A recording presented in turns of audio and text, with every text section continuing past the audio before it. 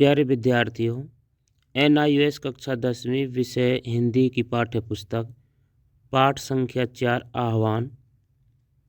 इस पाठ के हम बहुविकल्पीय प्रश्नों को लेकर उपस्थित हुए हैं। आप प्रश्न के साथ साथ उत्तर भी कमेंट बॉक्स में लिखते जाएं। इन प्रश्नों को आप अच्छी तरीके से याद कर लें। ये आपकी पाठ्य पुस्तक में दिए गए प्रश्न हैं। पाठ 4 आह्वान। इस पाठ के जो कवि हैं वो मैथिली शरण गुप्त हैं।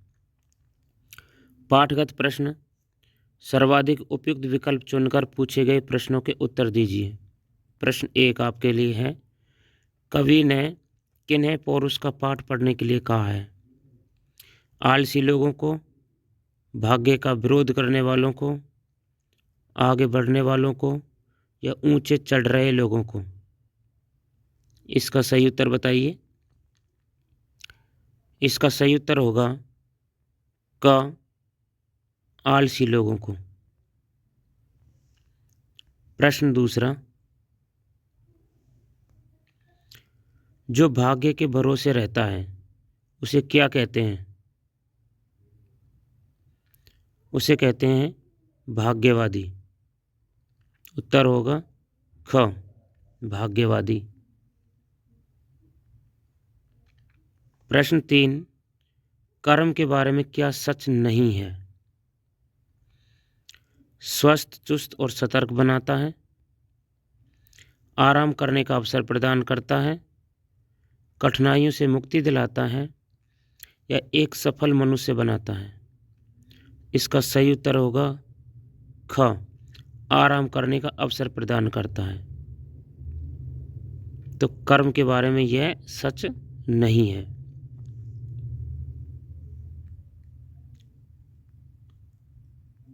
अब अगला प्रश्न है कि जो लोग कभी पीछे थे वो कैसे आगे बढ़ गए?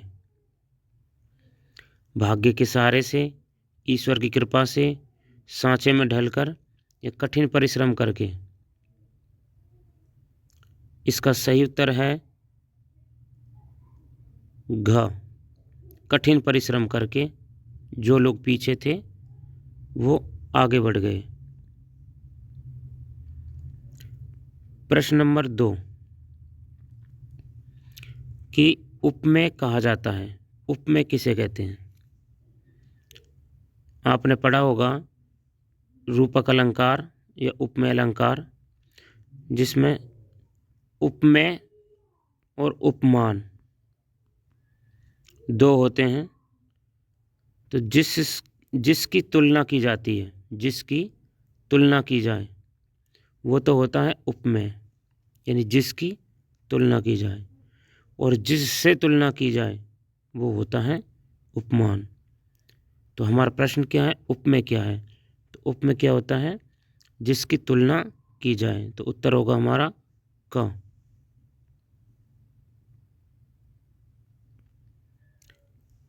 अब यहाँ पे प्रश्न दिया गया है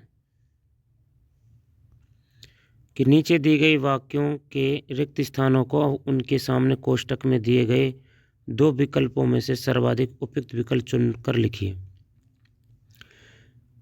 पश्चिम के लोग के बल पर ही हर क्षेत्र में विकास कर रहे हैं। परिश्रम या सुविधाओं? तो इसमें आएगा परिश्रम, कि पश्चिम के लोग परिश्रम के बल पर ही हर क्षेत्र में विकास कर रहे हैं। अगला प्रश्न है कि परिश्रम न करने पर यदि हम असफल हुए तो इसके लिए दोषी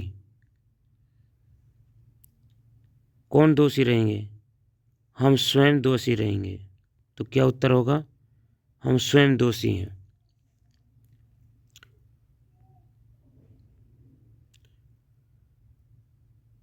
कर्म रूपी भाग्य या तेल में से क्या आएगा? कर्म रूपी तेल। तो कर्म रूपी क्या है? तेल के बिना भाग्य रूपी दीपक यानी दीप नहीं जल सकता। प्रश्न है कि मूर्ति बनाने की अपेक्षा, इसमें क्या आएगा? मूर्ति बनाने की अपेक्षा सांचा, इसमें क्या उत्तर आएगा सांचा बनाने में अधिक परिश्रम करना पड़ता है।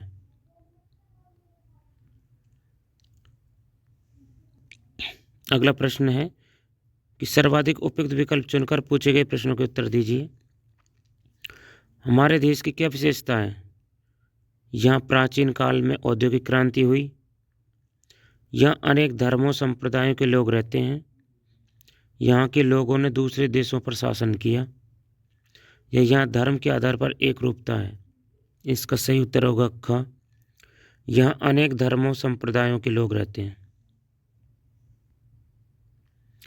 सुख शांति में उद्देश्य क्या है? आज़ादी और खुशहाली, उद्यम और आराम, घोर परिश्रम, या शांति के लिए प्रार्थना। इसका उत्तर होगा आज़ादी और खुशहाली।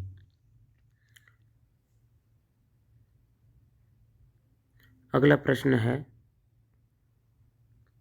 कि बनती नहीं क्या एक माला विविध सुमनों की कहो, पंक्ति का क्या आशय है? इसका उत्तर होगा ख कि अनेकता होने पर भी एकता हो सकती है।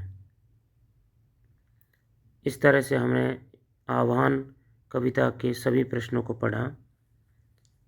आप इसे फिर से पढ़ें, समझें। धन्यवाद।